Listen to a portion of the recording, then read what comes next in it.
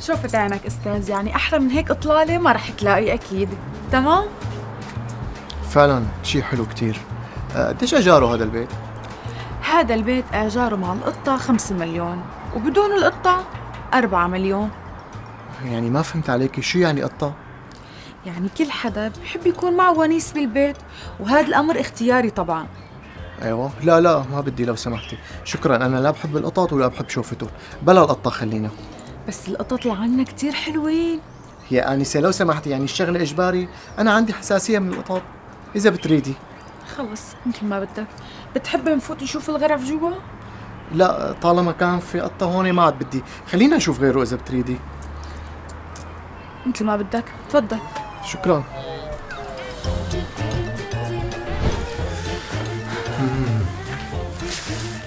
تمام، هذا هو طلبي، ديكور جميل وصالون كبير. أنا هيك بحب الصالونات تكون مفتوحة على بعضها.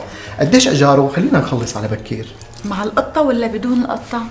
يا آنسة لسه بتقلي قطة؟ ما بدي قطط أنا، أنتوا عندكم حديقة قطط بدكم تخلصوا منهم يعني؟ ما بدي. لك والله القطة بتسلي للمستأجر، شو بنا؟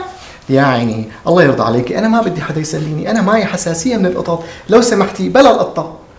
طيب خلص بلاها. ولا أقول لك بلا البيت كله، خلص ما عاد بدي إياه، خليني أشوف غيره. بس البيت كتير ظريف وما حدا فاته غير انت والقطة. هو لأنه فاتت القطة أنا ما عاد بدي إياه، وإلا بشوف مكتب تاني ها إذا ما عندك. لا خلص مثل ما بدك، شرف تفضل. القطط وهي مفتاح البيت، ان شاء الله تكون مرتاح فيه. يسلم ايديكي، عن جد هيك ارتحت انا وانبسطت انه لقينا بيت بعدين بدون قطه. هلكتيني بقصه هالقطه. مع اني كنت بتمنى لك انه تكون عندك القطة. مو معقول اعمل لك، انا معي حساسيه، مو معقول هالحكي. هاي ديدي. هاي كيفك؟ شو الأخبار؟ تمام. شو في شي جديد اليوم؟ اليوم المستأجر ما بده قطة، بلكي المستأجر اللي بعده. اوكي، إذا في شي جديد دقيلي. اوكي باي. باي. مين هاي؟ هي القطة. القطه يلي انت عم تقولي لي تبع البيت، وكل بيت فيه قطه وللمستاجر وبتعمل تونيسه وهيك؟ ايه هي ما غيرها.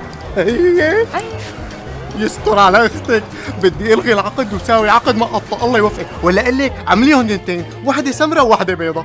آسفة ما بقى يمشي الحال، لأنه العقد انكتب والمفتاح أنت استلمته. بفكر لبعد 3 شهور بصير خير. العم على الكم اللي اكلته. لك انا ما شفت اغبى مني، لك قطه وبيت وما رضيت. لك مياو مياو.